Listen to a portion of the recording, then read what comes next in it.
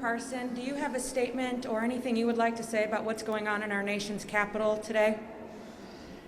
Well, what I do know of it, so let me just say this. I haven't been watching that very closely because a lot of things are going on here. Let me just tell you this. Whether it was in the middle of this summer here in Missouri, whether it's in Washington, D.C., whether what you've seen what happened at Josh Hawley's house last night with his wife, I am a law and order guy. I don't care what you present to be or cause you're under. You don't violate the law. There's rules and regulations, and you have to abide by them. That's what I do believe. No matter who you support, no matter what your politics are, you have to be responsible for your conduct. And I have not changed that from the riots we had here in St. Louis and Kansas City when people were violating the law, when people were trying to harass Josh Hawley's wife last night. That is uncalled for. When people storm the Capitol and violate the laws, if they're violating the law, that's not who we are.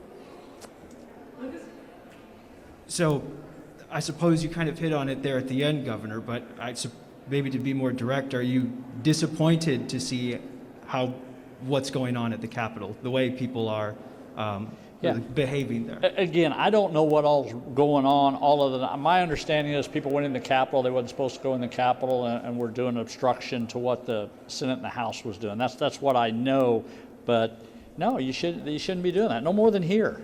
People don't have a right. People have a right to come in this building peacefully every day, but you don't have the right to come in here and do what you want to do. Do you think that behavior was emboldened by the president telling people to come out to Washington, D.C. to protest what was going on, by others trying to object to the counting of electoral votes? Absolutely not.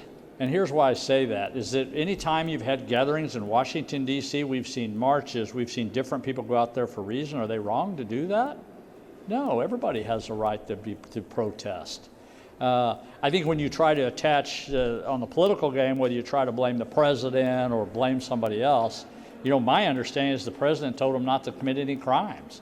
So, but again, I haven't read any of the details of this. You by far know more about the details of what's going on up there right now than I do. So my point of it is, if they're doing things, if they're violating the law, don't do it.